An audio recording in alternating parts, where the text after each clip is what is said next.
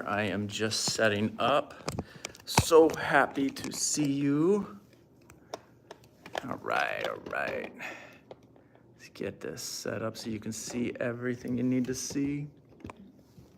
Oh, there we go. I'll probably be here. Okay. Give me a shout out, thumbs up if you guys got me. And we're gonna start here.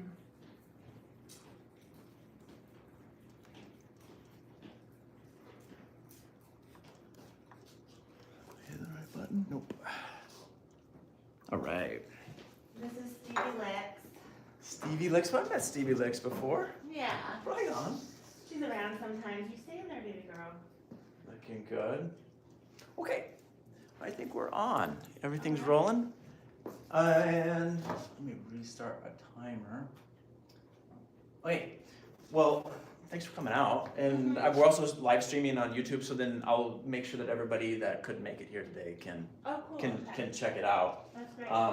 And then I just send it out to all of our lists. So I'll be talking to everybody. So today I'm talking about 5 natural remedies to reduce depression, because especially this time of year, we're all kind of feeling a little maybe heavy. Today's a gorgeous day actually, but it can get pretty cloudy. And for those of you guys that don't know, we're in the Pacific Northwest in Portland, Oregon. And I wanted to talk about a couple different things, because there's a lot of really common things that we use to lift our spirits. Some are good, some are bad, and some of them we just don't use enough of. And we're gonna talk about vitamins, hormones, toxicity, and stress.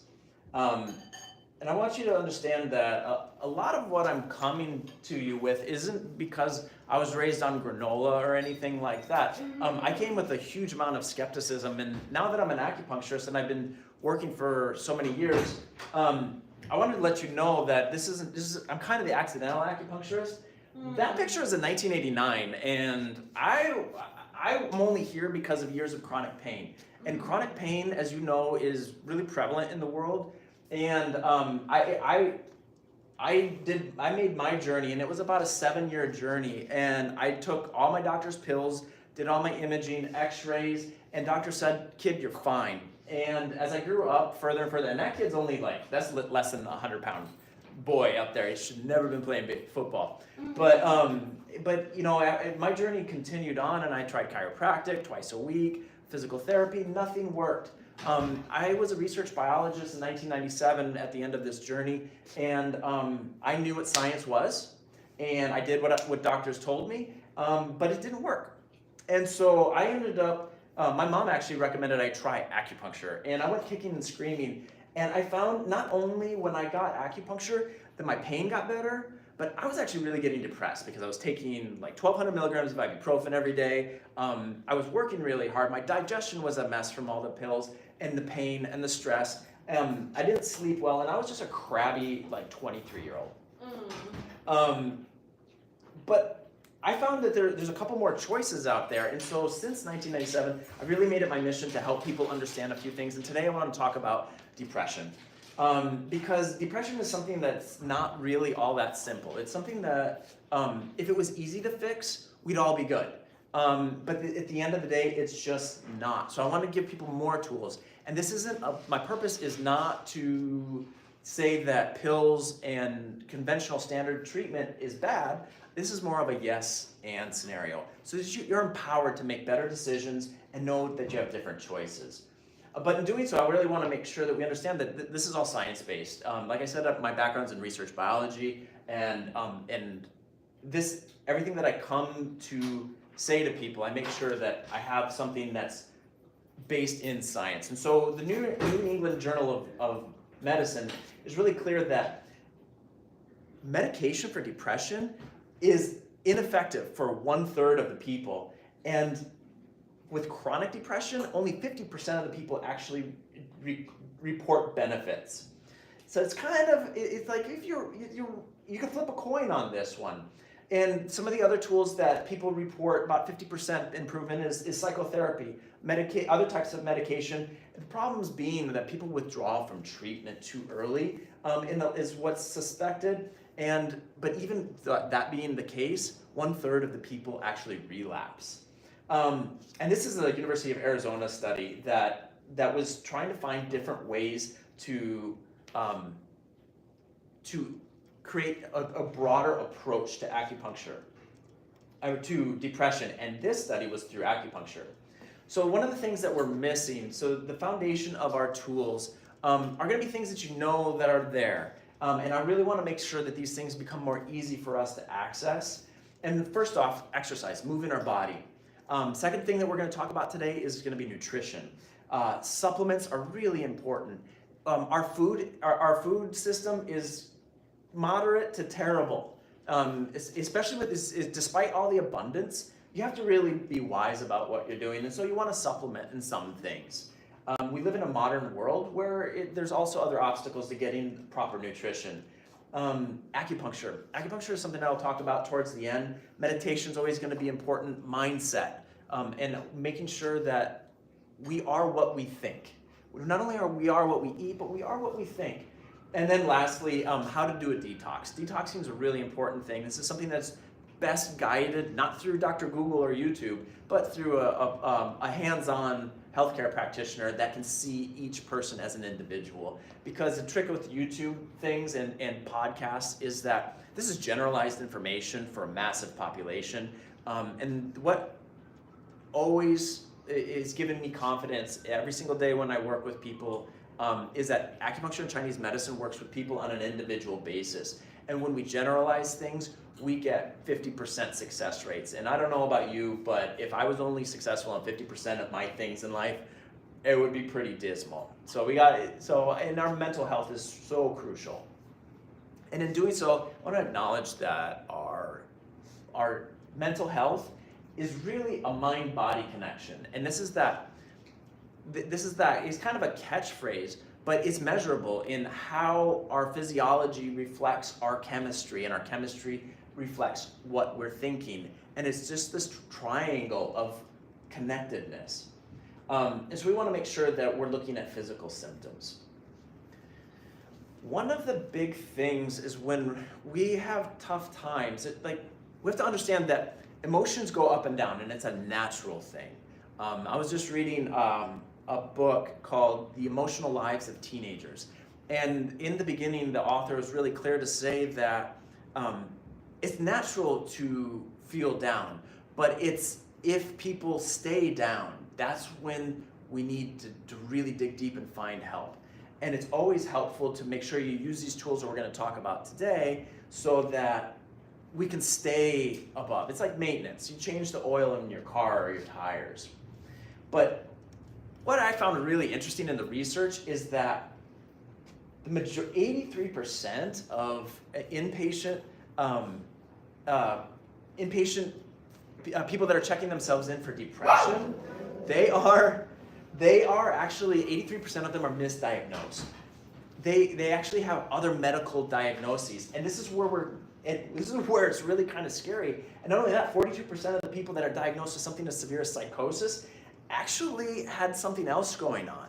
And this is so important to realize and give ourselves a break, give people around us a break. And I know we like the demographic that we're working with here, and then if we go out into Portland is just really an obvious situation where maybe it's not so much mental illness, but it's a lot of physical illness in there too, and it's complicated.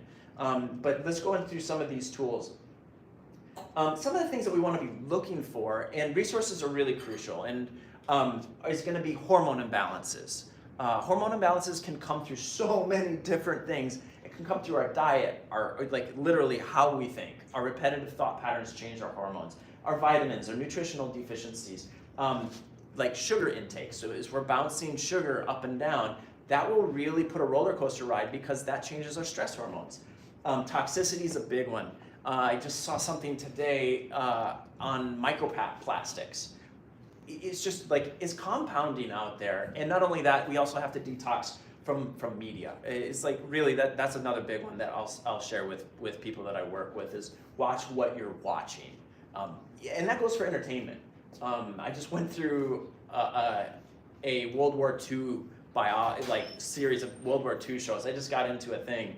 And I noticed that my mindset changed just watching war shows for a while. So be mindful of things like that.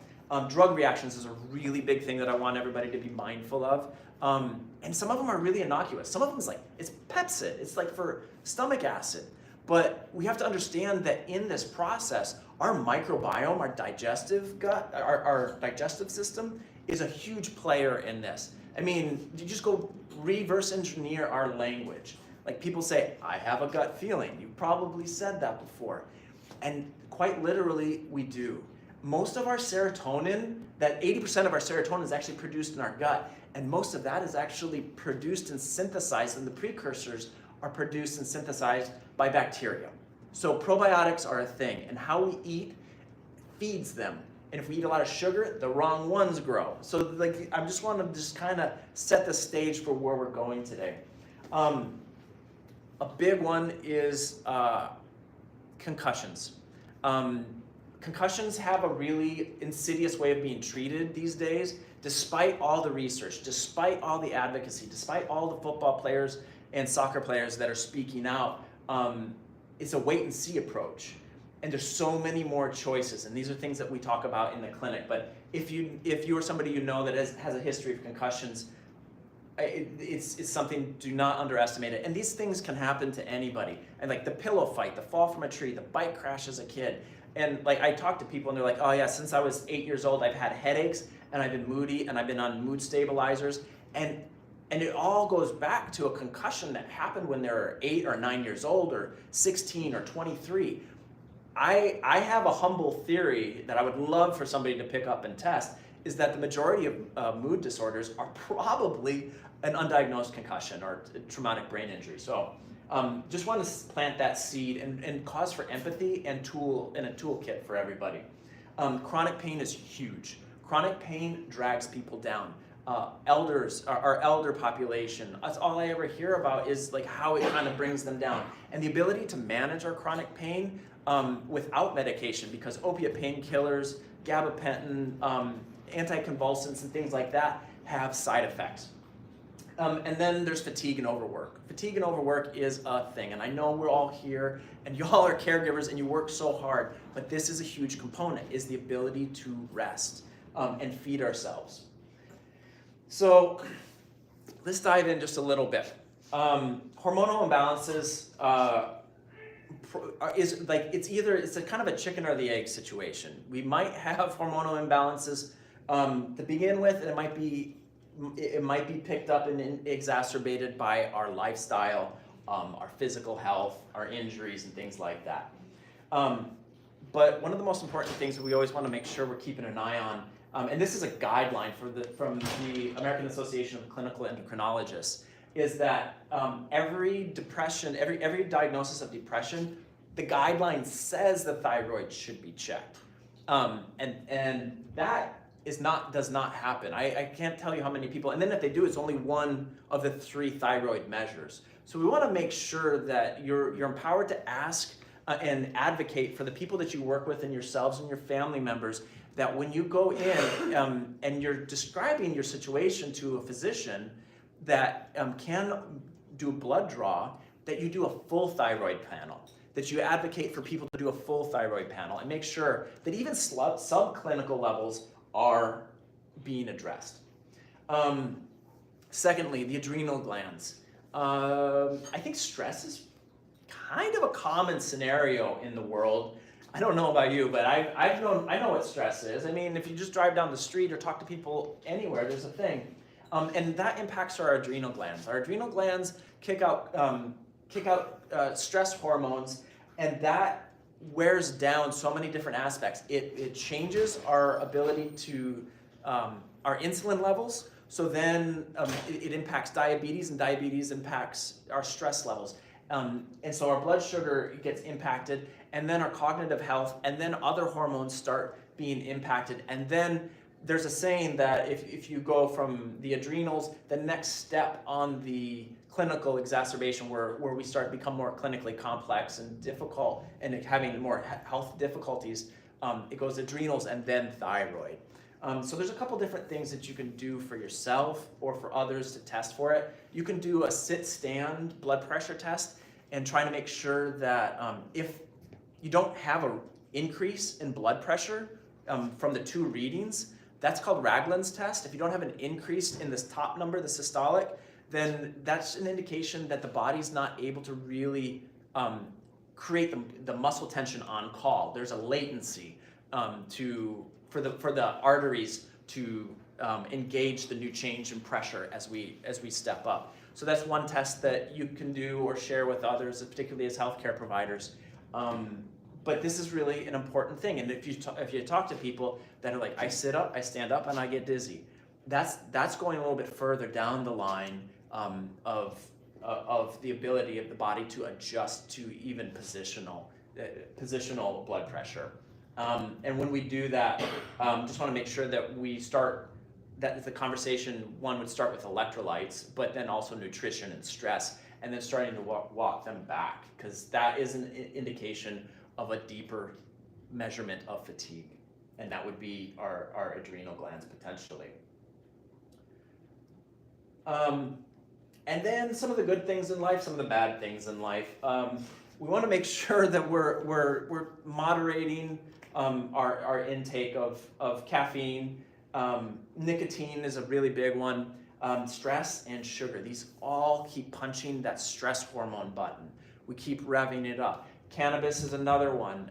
Some of these milder intoxicants, they don't get the acknowledgement of what impact they really have upon our lives. Sugar's massive, and again, can be really slippery slope. The main symptoms of weak adrenal glands are going to be fatigue, sleep problems, mood swings, and then depression. And then this is kind of like a progression along the way. Nutrition is one of the ways out. You know, you are what you eat. Like different tools that we have are really important. And so many of our foods, we have to often, because going back to the stress, like we have to find convenience. We have to make sure things are easy for us because we work long hours. I mean, the majority of people are really putting a hustle on, and we're trying to find easier ways to get good food, and it can be tricky. But a lot of our processed foods have rancid oils, and that impacts us through toxicity and through our physical gut lining, things like that. And these things a lot of our foods are filled with hormones and preservatives. Again, these start impacting our cognitive health. There's lots of studies on how artificial coloring impacts ADHD, people that are prone to ADHD type symptoms. And these things lead to depression, anxiety, lack of focus, and brain fog. So some of the things that we want to be looking for, I don't want to say that all processed foods are bad, and I'm not a dogmatic person. I'm not going to be a puritanical, and I think that's why a lot of people like working with me. Is I'm always trying to negotiate. I'm like, where's your cheat? How can you have your cake and eat it too? And so these are a couple of the things, but the foundation I want to be working with is make sure that we're leaning towards whole foods as much as possible. Greens. Greens are full of polyphenols. Fruits and berries are full of polyphenols and antioxidants, and these things help take the cellular trash out. So if we just eat well every day and get in a few servings of these things, it has a massive impact on our ability, for our cells to operate efficiently, but also to take the toxins out. Because each time our cells are little factories, the trillions of cells in us are little factories, and as they do, they have waste products that need to get taken out. And this is where you hear about antioxidants and free radicals and things like that, vitamin C, things like that. These all work in that line. And they attach to things that you don't want to send them to the door, and so you can take the trash out. Sugars, I know it's a favorite. Again, it's a really tricky one. In all of human history, we've never had such abundance of sugar available to us. Please be mindful of it. Read the labels. Even these sports drinks that are so famous, like I won't say the names, but they have 35 grams of sugar in them a lot of times. That's the same as a Pepsi or a Coke. That's not exactly a health drink, and it does have an impact. And then food allergies. Food allergies can be insidious because sometimes the food allergies come down a metabolic line, so they're delayed. So it might take a moment. It's not as soon as it hits the stomach or the intestines. It can be once it's absorbed, and then it goes through a couple series of metabolic cycles in our liver, and that's where a food allergy can show up. So there can be a 2 to 3 day delay in when we have a food allergy. And then another thing I really want to share is when people get food allergy testing done, there's a really important saying in natural medicine is that for food allergy tests, a yes is a yes and a no is a maybe, because they don't have the sensitivity to test for the type of food allergy or the type of physiologic reaction or the sensitivity. So they don't have the specificity or the sensitivity to test for how our bodies are actually reacting. It's a good tool, but there's more research that needs to be done. And honestly, the best lab that any of us have is ourselves. Is one, take a journal, write things down, and see how our mood and things like that are impacted through our sleep, our diet, and things like that. Like I always have people that when we get some complex situations, is we'll do a food journal, and from there we can really make some transformative changes. But beware of those food allergies because they can be tricky. Now supplements. I have kind of a love and hate relationship with supplements. They're great tools. They're absolutely great tools. They can bridge some gaps. And there's a few that I do believe that we all need to be taking with some regularity, but not many. But in these, for mental health, there's a few that are really some go-tos. One, B vitamins. And when we get B vitamins, I'm talking about methylated B. So that's a methylfolate and methyl B12, which is methylcobalamin. So we want to make sure that B12 is like that energy. It'll give you that tiger in your tank. And if you get a methylated version, it's much more absorbable. Magnesium's really important. Magnesium and electrolytes are crucial. We are electrical beings. Everything in our body depends upon the positive and negative charges, and that's why acupuncture works. It's not this ephemeral, unknown word named chi.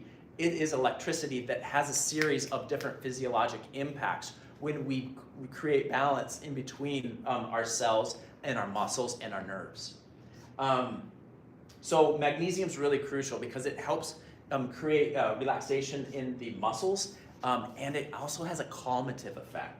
You're welcome to take photos of the slides if you want, and if you want, this will go up on YouTube Live, so you can get it anytime. And then fish oil. Fish oil is really important. Fish oil, or medium chain triglycerides more importantly, are crucial because these are the building blocks of energy in each one of our cells. Fish oil is really good because it's easily assimilated, it's condensed, and when you get that kind of medium chain triglyceride, there's 38 links on this particular type of fat molecule, and it goes through the mitochondria, if you will. You can maybe just like picture it as it's feeding through the factory, and each one of those 38 fats, links on that fat chain, create an ATP when it's working efficiently. And the reason you read these fish oil bottles and they're like, oh, it's good for brain and heart health. The reason it's good for brain and heart health is because these are our metabolic hogs. This is where most of our energy is used, is through keeping our ticker going and keeping our brain going. And then the 20% just keeps the rest of us healthy and happy.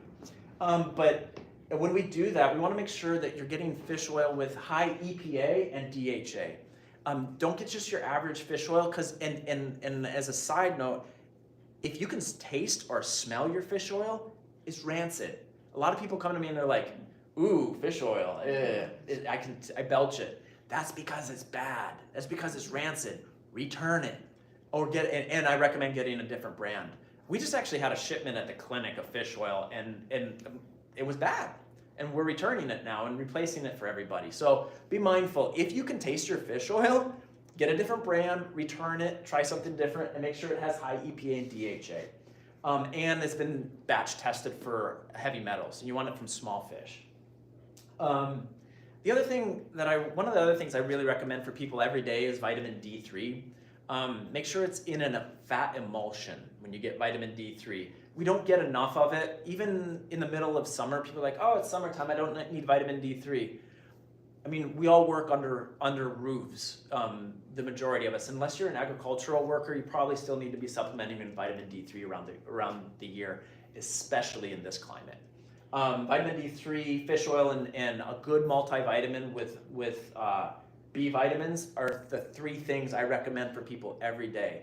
I don't believe in legacy pills and supplements, but those 3 I think are a safe bet for a good baseline for good health.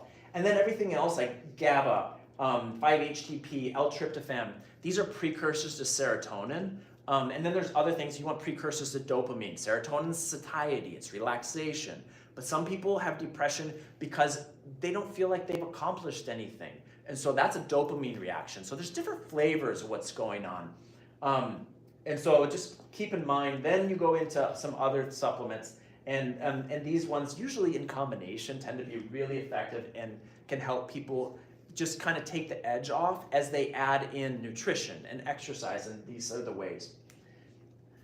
As an acupuncturist, I'm also a trained herbalist. We spend 4 years in school, and I want to make sure everybody understands that herbalism, plant medicine, is still, like, there isn't a line where chemistry and pharmacology stops and begins when you go into pills.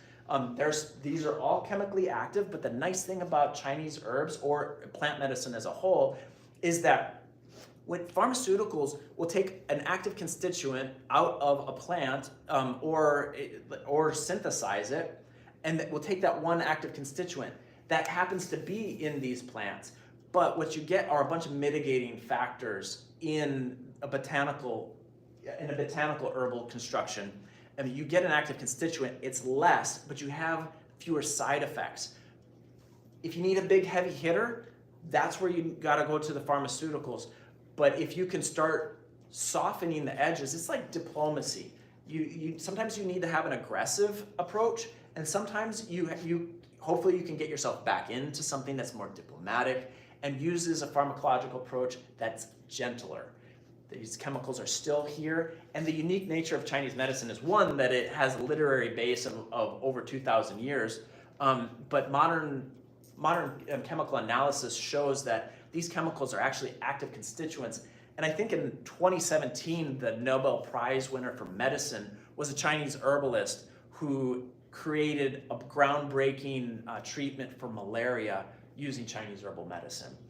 So there's a lot of use that we can have for it now, and hopefully pharmacists will explore this further to grow more. But the way that I want to help you all today is to make sure that you understand that Chinese medicine and the herbal approach is individualized. We don't see one type of depression or anxiety. We see like a dozen or so, 6 or 7 here in different types. And then that also accounts for digestion, respiratory health. Do people have heart palpitations? Do they perspire? Do they feel hot? Do they feel cold? Do they feel thirsty? These are some of the things that we use to make sure that we're working with people in an individual basis, because each person that we work with is a unique presentation. And in that, the Chinese medical system allows us to understand how to help them. And when we're doing that, we're treating not only that, but pain, tension, and sleep. Make sure this is going. And then in addition to that, we're treating all different types of mood situations like depression and anxiety. So toxicity is a really important one. Like I said, microplastic seems to be on the headline news these days.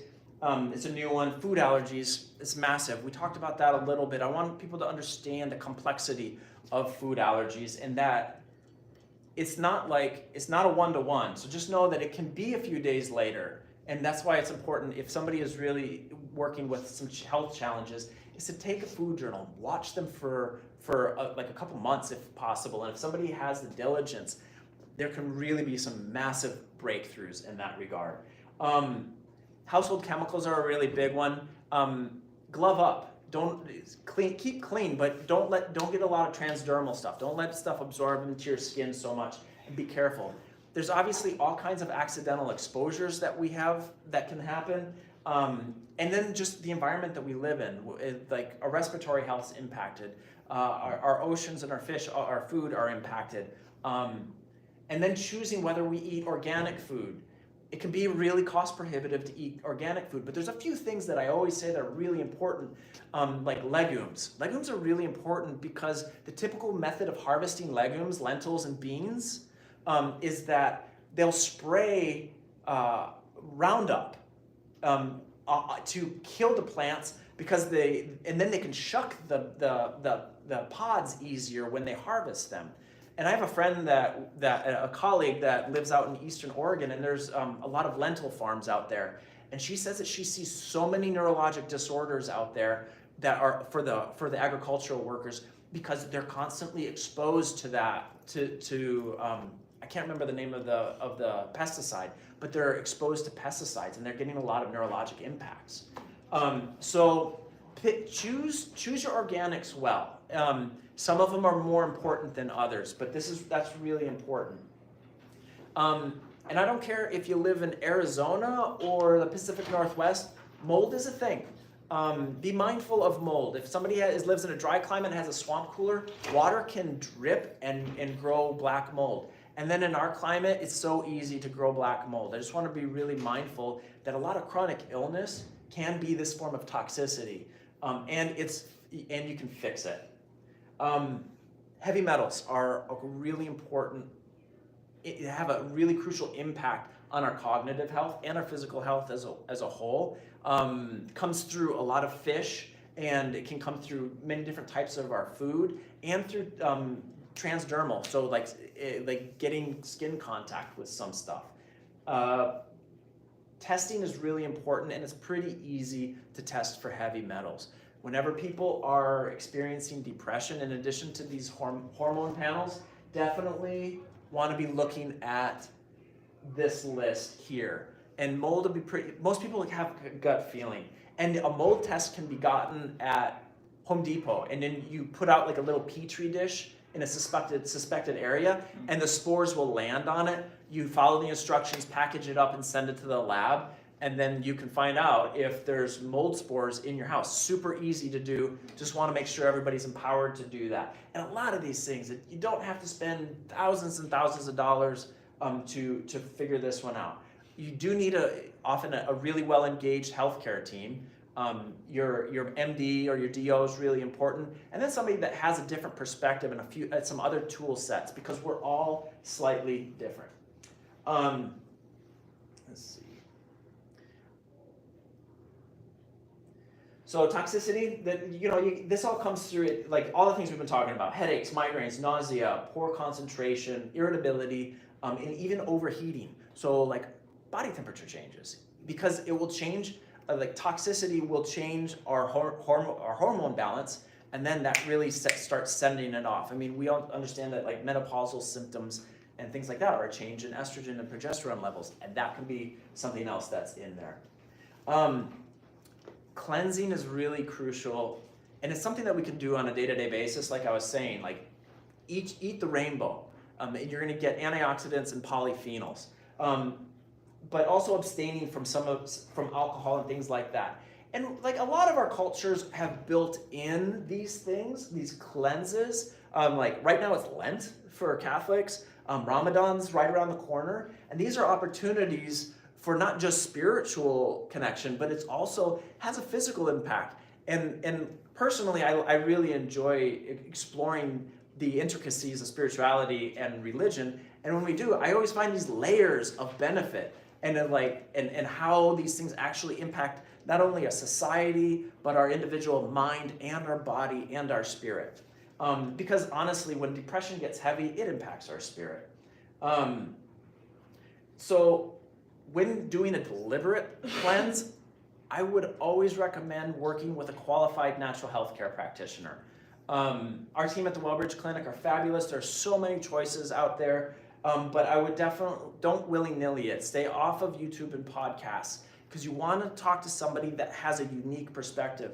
Chinese medicine, again and again, is unique in that every single person in front of us, that people say, what do you specialize in? Well, I specialize in the individual in front of me. Most people find us for pain. and we're great at sports medicine and physical medicine.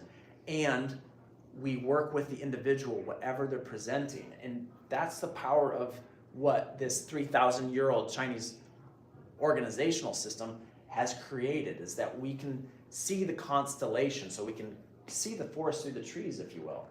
But you want to do gentle fasting and guided fasting on a daily basis.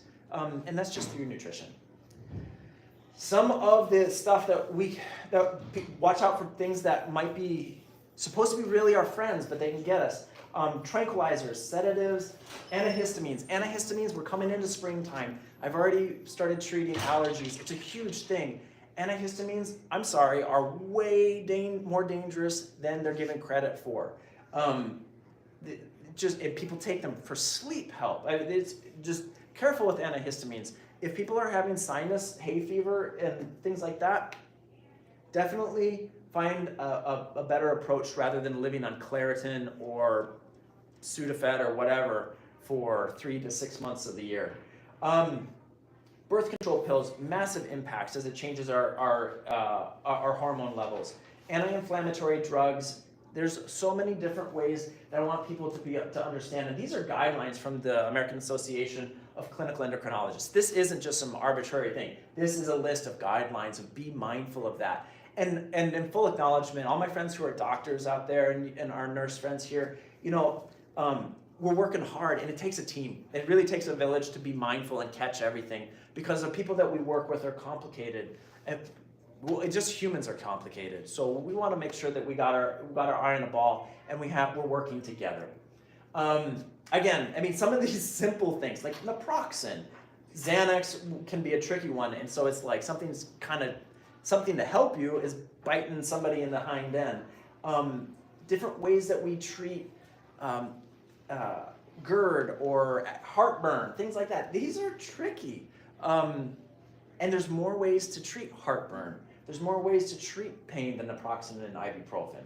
So, and when we're prescribing as self-advocates and then making sure that we're taking care of the people around us, whether it's professionally or our family and ourselves, read the black box warning. When in doubt, read it just to make sure. I don't want to seed people with fear, because I'm not anti-pharmaceutical. I'm pro-information and pro-empowering people to be aware of what's out there. Moving on. So physical stress and pain. These are some of the most important things that we can do that I work with. That's how people find me, and that's how we actually help people get better and stay better and realize they have added benefits to their medicine. A Duke University study pointed out that in a study of 156 elderly patients who were depressed, that only a 30-minute brisk walk or a jog 3 times a week reduced stress and improved their overall health. And after 16 weeks, people who walked regularly, 60% of them no longer had a clinical diagnosis of depression. Just little things. And I'm not saying everybody should go and no pain, no gain, some Jane Fonda workout, but there's a lot of simple opportunities to get better and stay better. Sometimes exercise is prohibitive because of pain, and this is where we work with acupuncture. Acupuncture is one of the safest modalities that are available, and it's effective in that it works with so many different physiologic mechanisms. We get kind of a bad rap because acupuncturists tend not to be highly communicative with the broader medical community, but it's important to know that we go to acupuncture school. We go to a medical school for 4 to 6 years. We're trained in physical medicine, herbal medicine, and not only that, we learn different modalities like cupping, massage. We study nutrition, and we understand supplements, and then not only that, but we understand how we can help people through detoxification protocols. And at the end of the day, we are primary care providers in most parts of the world, and even in California and New Mexico, and I think Florida, we're primary care providers. And the goal is that we use an organizational system that's unique in that we want to know about every physiologic system in our patients and the people that we're working with. so that we can understand how gut health might be impacting inflammation, how it might be impacting pain, headaches, mood, things like that. Because if we only sent somebody to a GI specialist for the digestion and a PT for their neck pain, it's like ships in the night. People aren't getting better. They might sort of feel better, but we'll dive into it here in a minute, that massive studies have been done on acupuncture that actually show that people get better and stay better when they use it, and they actually have a better quality of life when that use it properly and completely. I just had an article published in the Oregon Medical Board report, and you're all welcome to take a look at it. And I really want to drop in just real quick to understand the science behind it. Like I said earlier, my background is in science, and I was a skeptic when it came to acupuncture. And if you ever want to read that article, that's the link to it. The research shows that acupuncture works on multiple physiologic systems. It works on our endocrine system, it works on our nervous system, our central nervous system, and our peripheral nervous system. And it also works on remodeling our connective tissue in the area of injury. And it triggers our immune system also, so we get mast cell changes. Some of the most famous clinics in the 1990s were in San Francisco during the AIDS and HIV crisis. And a lot of my predecessors and my mentors worked down there on immune projects and trying to help people keep their immune system up, and just made remarkable differences in people's lives in a very difficult and heartbreaking situation. Acupuncture is shown to reduce inflammation. It increases serotonin levels, dopamine, oxytocin, the happy chemical that newborn mothers experience. This is all in that article, and it's only 900 words. I really condensed it. I could have made it like a 900 page book, but I condensed it, and hopefully more doctors will read it so that we can work together. And then it changes our brain patterns. So a really interesting study, real quick, is that in carpal tunnel, people with carpal tunnel syndrome, the areas that register the individual sensations in our hand in this particular case, on a healthy person, they're dispersed and really distinct, and you can measure them on an fMRI. But in a carpal tunnel, that area blurs, so the whole area kind of gets static, and it fires off erratically and with lax specificity. Whereas in a healthy person, there's a dot here that's measured and a dot here that's measured somewhere in the brain. And with acupuncture, those areas that was staticky and lacked the specificity of sensation from the peripheral, registering from the periphery to the central nervous system, spread out so that they're actually reverted to being able to tell the difference between areas. And so that is one example of how acupuncture works in the central nervous system via the peripheral nervous system. So it's fascinating how acupuncture works, and I'm sure that it will further inform so many more medical possibilities. But that applies to people with carpal tunnel syndrome, and it applies to people with sciatica, diabetic neuropathies, chemotherapy neuropathies. We treat the side effects of chemotherapy, really important. And in that study here, at the bottom are the links to these studies.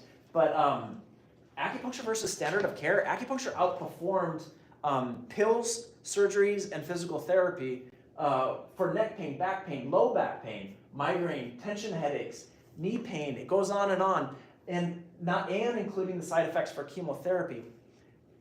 Now, this is a study that was done by an Oxford-trained biostatistician on a team, and they studied. There was a massive study in Germany, so that was the majority of the data was in Germany. So it's really solid research. And he and his team took all these studies that comprised, and after they eliminated all the outliers, he ended up with 20,000 individual patients with these conditions. And the interesting thing is that not only did acupuncture outperform standard of care, but placebo acupuncture, like fake acupuncture, outperformed standard of care. And here's kind of like, every acupuncturist were like, there's no such thing as fake acupuncture. we could dive into that a little bit, but it's kind of a fun one. But if you just consider everything that we are depends upon positive and negative ions, electrolytes, if you will, and nerve conduction, that electricity isn't isolatable. There's areas of greater potential, and those are acupuncture points. But there really is not a fake acupuncture out there. It'd be like, that's a fake electrical outlet and the wire in the wall. It would be okay if I stuck a fork in that. Both of them are going to shock me. So just the one turns on the light, the other one just hurts. So there's just a couple different ways to think about it. But I thought that was really interesting that even fake acupuncture was more effective. Great studies there, and that's in the Journal of Internal Medicine, and respectively, and the Journal of Pain. What is it called? Yeah, the Journal of Pain, and that's a 2012 and a 2018 study. There's a lot more research that has gone in that direction, but that one, those ones are pretty foundational. So I just really want to get tied up to wrap it up here. And so acupuncture really shows that it's effective.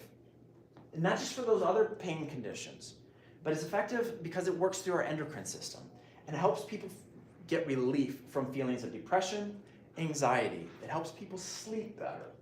Not only that, but it helps people reduce their stress hormones, and it's useful in addiction treatments. I did one of my internships in a recovery center, and it was really crucial to really see how people reacted. And time again, people were just so grateful for their acupuncture day. And then not only that, it really compounds and reducing this opiate crisis, because I mean, last year we broke the record again for opiate overdoses. I mean, we keep doing the same thing over and over and expecting a different result. It's the wave hasn't crested yet, unfortunately. And acupuncture is so easily to implement in so many scenarios. We have like Central City Concern and Hooper Center here. Like, there's so many opportunities, and the Oregon College of Oriental Medicine, all within like 6 blocks of where we stand right now. And there's so many opportunities in the time that we come here. But the demographic, the access to care is there. This isn't just some bougie suburban medicine.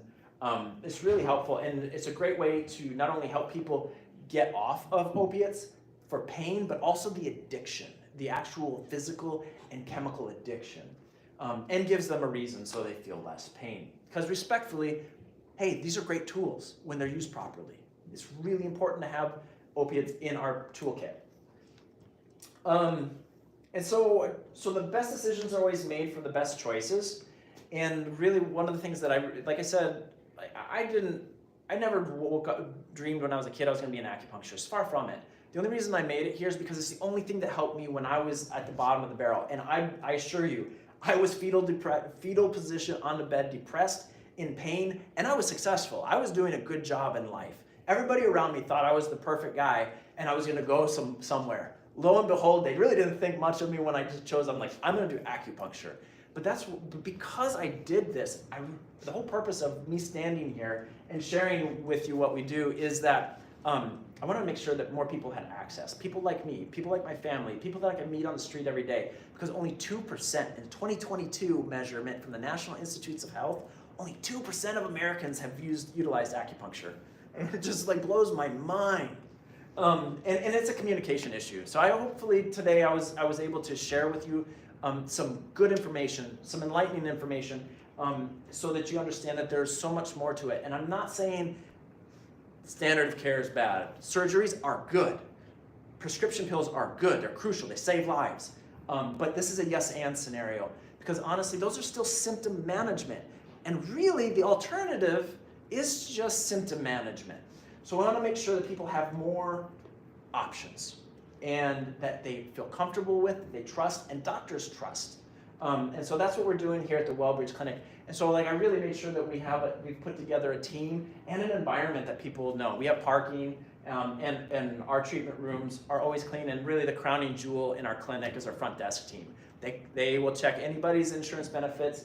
Any provider on our team will do a 10-minute phone consultation for free. We check insurance benefits for free to make sure that people have access to care and it's not an obstacle. because so many times, and then we also work on patient education because more times than not, people come in, they're like, yeah, I tried acupuncture once, it didn't work. It's like going to the gym. You don't go to the gym once and expect it to work. We're creating a physiologic change. And that's what we do at the WellBridge Clinic, and we use all of our tools. And so for all you guys here, I mean, there's just a couple of us, but just so you know that we're here doing acupuncture on the second Thursday and the fourth Tuesday, every single month. Spread the word. We still have empty chairs like almost every week that we come in. And we can get about 7 people in, and so spread the word, get scheduled up, break off time, do some self-care. It's an opportunity for everybody, and then for everybody here or online, like you guys can come in.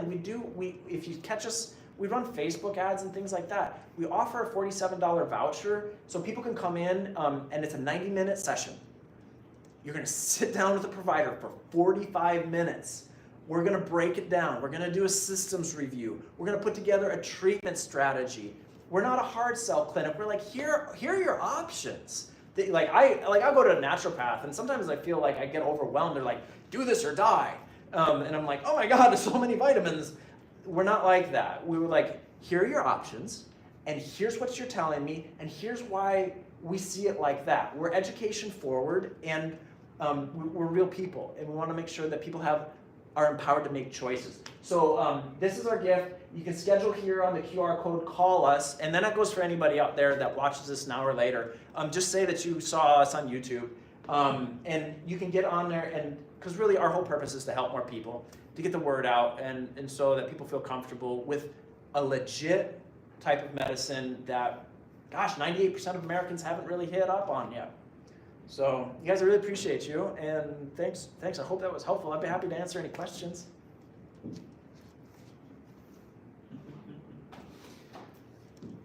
I have several. Yeah. The Claritin comment. Say more. Claritin, just like all these things, Claritin, I was just like shooting from the hip, but I'm speaking to antihistamines. Mm-hmm. None of us have an allergy medication deficiency. Mm-hmm. And any symptom that we have in life is our body's form of communication, because our body does not speak English, Spanish, Chinese, nothing. Like, our body speaks to us in symptoms. And if we keep muting the symptoms with Claritin or ibuprofen, for instance, we're not taking the message. And that's what we do, is we help translate that. But the Claritin comment is, one, it does have an impact on our body, is when we just keep reducing that overproduction of mucus and irritation and inflammation and histamine reactions. The body's actually trying to say something's not right. And if we keep hitting mute on it and sweeping it under the rug, if I go to my daughter's room and I go, clean your room, and she kicks everything under the bed, that bed gets messy. But our health is the same way. If we keep kicking stuff under the bed or under the rug, it catches up with us. I don't know what the longitudinal studies are for allergy medications, but we don't have an antihistamine deficiency. So what I would encourage everybody to do is, one, it does have an impact on our cognitive health, but so do allergies. So try to find a physiologic approach. And I don't mean to keep plugging us, but we're good at that and doing that one. And hopefully I'm answering your question. I kind of gave you like an overview, structural approach to your answer. Claritin, if we just keep using it, once in a while I'm like, okay, I got to flare up a couple times a month during the spring. No big deal. I keep cruising. But if somebody's like every single day for 3 months or all year, right? The plenty of people I meet are all year Claritin. That's not okay. That's not okay. That's ignoring your body. It's like having a baby screaming, going, "Shut up, you little idiot!" Like stop crying. I'm like, no, your symptoms is that child trying to ask for attention. But you need a translator. More times than not, and I respectfully so. Is that yeah, useful? That helps. I guess it leads to, I know my own programming around, well, I don't want to have allergies in the spring, I don't want to have allergies, so I do the thing. Yeah. And I don't know that there's an alternative, right? That's, I guess what I've, because, it does affect you, your eyes water, your eyes itch, you can't function at work, so what do you do? Yeah. And I know that's what you're talking about, that So- and detox. yes, and yeah, so there's so many things, and so like, there's so many things that you can do at home, and you guys get some home remedies real quick, for allergies. Get a gravity-fed neti pot or nasal rinse. Don't do the cushy, squishy thing. Oh my God, like, we learned this in kindergarten. Don't force anything up your nose or in your ear. Don't do that. Like, it's a recipe for disaster. I swear it's job creation for sinus drilling. Get gravity fed, get the solution. You get it, like, if you go to a natural health store, you get that salt solution. I think there's a little bicarbonate in there. Buy the specific one.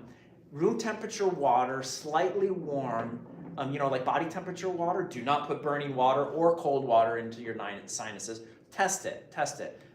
Make sure it's boiled so it's clean.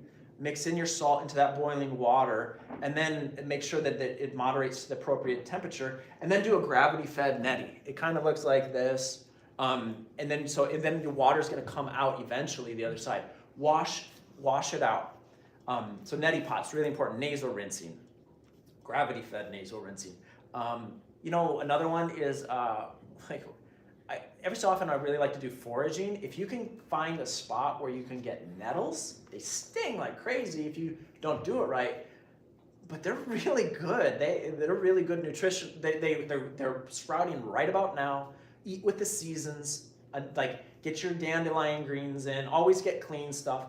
I even think New Seasons here in town has started carrying nettles in the spring, whereas my family will go out, we wear gloves, and then we blanch them. Makes a really nice nettle pesto, just saying. If you want to do nettle pesto, yeah. You can make tea, things like that. Those are a couple home remedies that I'd recommend. Yeah. You can buy nettle tea. It's got a peculiar flavor. Yeah. But those are a couple home remedies I want to offer to you. And then obviously, then you can get a holistic approach. We use multiple different ways to help people. Typically we'll use herbal medicine that's a little bit more complex, and then it accounts for all of the person that we're working with. Acupuncture, and then we use a infrared heat therapy called moxibustion. And usually that's like my first superpower as an acupuncturist was respiratory illness. So one of the things I was like, yo, everybody, I can help you with allergies and chronic coughs and things like that. And moxibustion, that heat therapy, is one of my little home run hitters. So yeah. Okay. No, that's good. Yeah. Unfortunately scheduled. Thank you. I think my next step is call your office and kind of talk insurance and Yeah, totally. that kind of. If you want to dive in deep, I'm always up. Just get on a 10-minute schedule, and we can chat some more. But anytime. It's good to see you guys. Thank you so Thanks, much. everybody. Yeah, anytime. I'll shake your hand, but I don't know if we're on the camera. All right, appreciate it. Thanks, everybody. Thanks. All right, everybody. Thank you so much.